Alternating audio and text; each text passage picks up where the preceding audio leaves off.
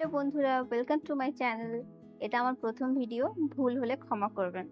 আজ আমরা বানাতে চলেছি মশালা টি। তাহলে দেখে নিই তার প্রসেসটা। প্রথমেই সসপ্যানে পরিমাণ মতো জল দিয়ে দিলাম। আমি দুজনের মতো চা বানাচ্ছি, তাই 2.5 কাপ জল দিয়েছি।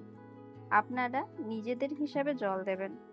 এবার জলে দিয়ে দিচ্ছি একটু এলাচ আর একটু দারচিনি। এরপর এটাতে দিলাম পরিমাণ মতো চিনি। আপনারা নিজেদের স্বাদ হিসাবে চিনি কম বা বেশি দিতে পারেন। এবার দিলাম চা পাতা এবং আদা কুচি। এটা ভালো করে বয়েল করে নেব। একটু বয়েল হয়ে গেলেই তাতে দেব পরিমাণ মতো দুধ। আরো কিছুক্ষণ ফুটিয়ে নিলেই তৈরি আমাদের মশালা টি। এটাকে পরিবেশন করুন স্ন্যাক্সের সাথে। খান, খাওয়ান, খুশি থাকুন।